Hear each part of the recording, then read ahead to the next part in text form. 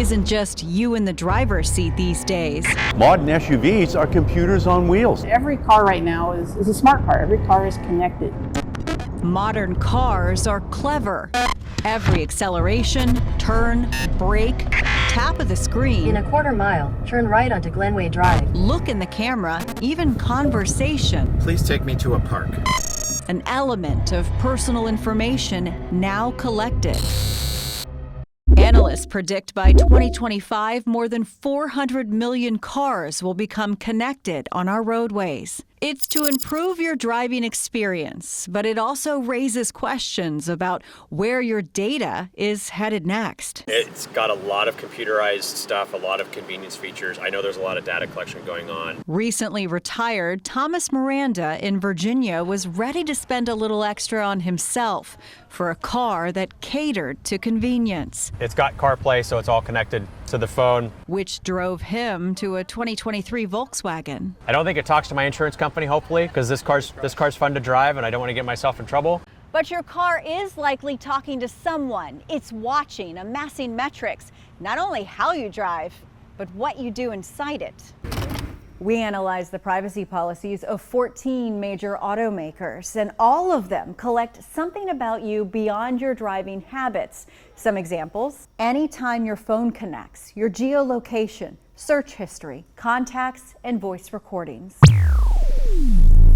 We also found all car companies will release your information to law enforcement with a warrant, subpoena, or court order. And all of them say you can opt out of data collection, but it's not uniform.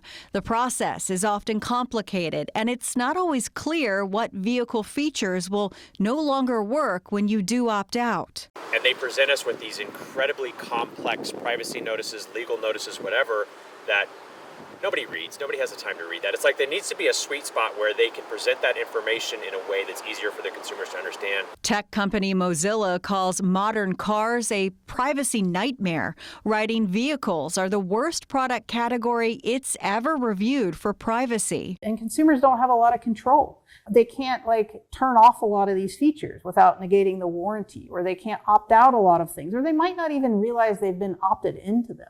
Everything's very murky. This is why Jen Caldwriter owns a 22-year-old truck. It's less computerized. And I love it because it doesn't collect any of this. I can get in my car and I'm not worried about somebody tracking where I'm driving or how fast I'm driving, and it's wonderful. She leads the team for Mozilla that researched 25 car brands. They found 84% share or sell your personal data. And some of the car companies are actually selling or sharing that data to data brokers or insurance companies. And insurance companies are using that to adjust people's rates, and they aren't aware that that's happening. We found multiple lawsuits, including a class action filed by consumers against General Motors for releasing their driving data to insurance companies. Soon after, GM announced it severed ties with two data brokers, LexisNexis and Verisk. That company also dropped by Honda and Hyundai. Right now, there are no guidelines. There are no rules. Senator Ed Markey of Massachusetts notes technology is ahead of the law.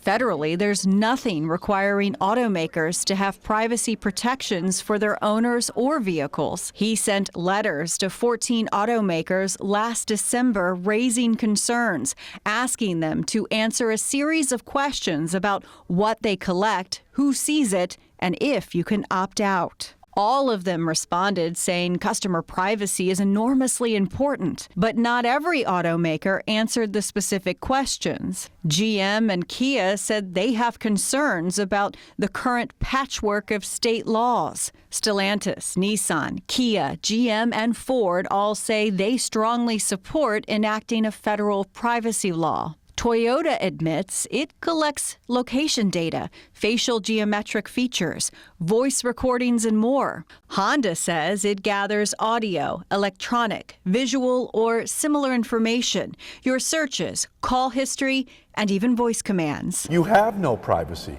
That's their privacy policy. Our producer drives a 2019 Jeep Compass.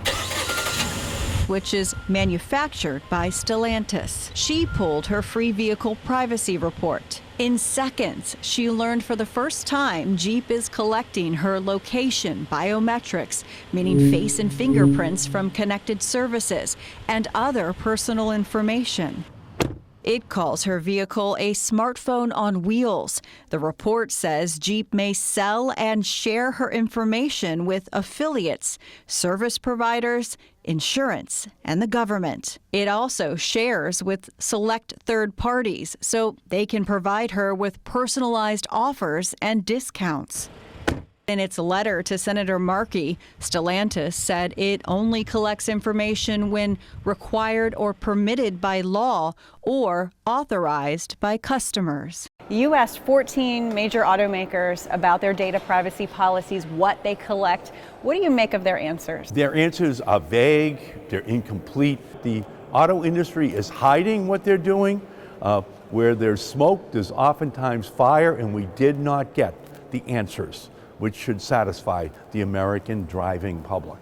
Markey's now urging the Federal Trade Commission to investigate auto manufacturers and their practices. You can request a free consumer disclosure report anytime from LexisNexis and Verisk to see what your vehicle is collecting about you. Under the Fair Credit Reporting Act, you can also dispute any findings in that report. Thomas Miranda. This is interesting too, is like I can control all of these parts of the vehicle from inside the screen, lighting. Has been road tripping in his new Volkswagen. Tire pressures. For a few weeks now. Things like what the mirrors do. His car company was one of the most transparent and said anytime you connect your cell phone, it's getting information. He says it's astonishing the amount of data being collected, and he's not sure he can trust the car makers to police themselves. Nobody wants to get ambushed by a car they just bought, jacking up their insurance rates because they didn't read paragraph 37 on page 9 of a